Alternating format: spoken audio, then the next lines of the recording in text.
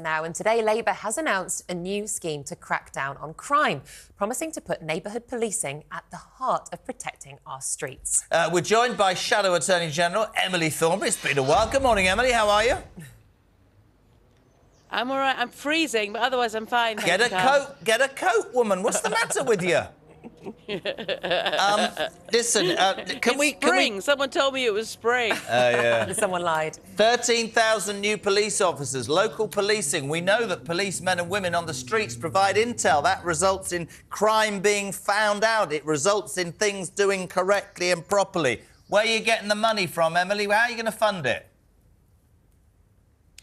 Do you know what they do, the police at the moment? Every single one of the 47 police forces buys their own kit. So how much do you think, a police baton ought to cost, right? In one county, it's £20. In another one, it's £198. I mean, it is completely ridiculous. You get police cars bought for £22,000 in one police force and then £55,000 on another police force. So what we're saying is that they really ought to be buying all their stuff together as a national procurement, which will in turn save money because they'll be a larger customer, but also you'll get a bit of sense and a bit of consistency. We want to set up a special group whose job it will be to do the procurement on behalf of the police force.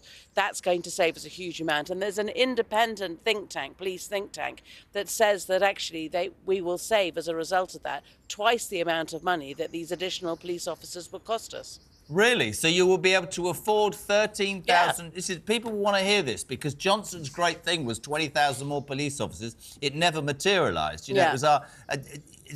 law and order is absolutely central to the British people. But, of course, you know this. We've known each other a long time. The battle that you've always faced in Labour is trying to convince the cynics that you're not just saying, I'm going to get another think tank's ideas and we're going to print the money and it's all about non-dom. You are saying this is properly funded and can work. This is properly funded. I mean, 3,000 of them are from the government's uplift, so they've already said that they're going to provide the money for those 3,000, but they haven't appeared on the streets yet. But the other 10,000 comes from this funding. And as I say, we've been really, really cautious about how much money we are going to be able to save, and we're assuming that it's half the amount that this think tank has said. So yes, I mean, it's something that, again, we've heard from the Conservatives that they would do this over the last, I don't know how many years, but they never have. We will simply do it. So yes, that's how we're going to do it. And obviously it'll be, if we can have more police officers on the beat, they will be able to deal with antisocial behaviour. They will be able to deal with the crime which is happening in too many town centres, which puts people off going into town. It will help to be able to collect information about the drugs dealers, and also, frankly, the really big issue is also increasingly is about shoplifting, organised shoplifting. Groups of kids and youngsters going into shops and just stripping them. And we've heard some... And police not turning up if you have less than 200 quid, Nick, from your shop. Police don't bother turning up. It's appalling. And, Emily, I just want to talk about another type of... That's right. I mean, Theresa May introduced this change to the rules in relation to that, and it's meant that simply the police are not turning up, they're not being prosecuted. And what happens, of course, is that what they'll do is there'll be a group of them that will come in and get a number of items, and each of those individuals may not have stolen anything more than 200, but because it's organised, it has a really big impact on the viability of some of the shops in our town centres.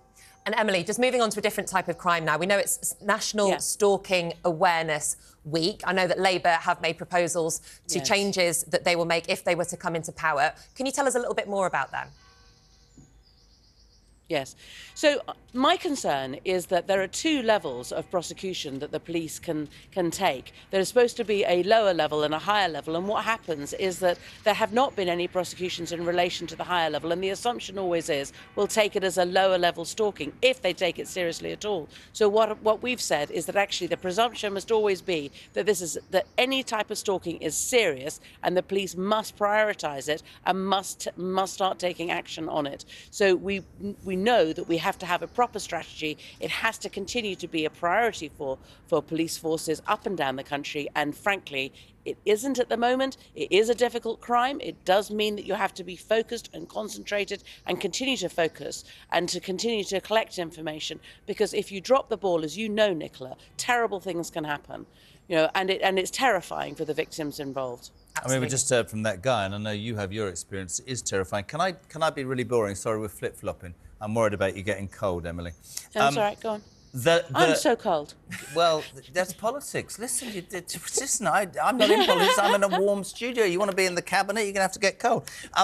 People will listen to this. They'll hear, you know, community police guarantee, zero tolerance zones. They'll think, good Lord, this is what we've been crying out for.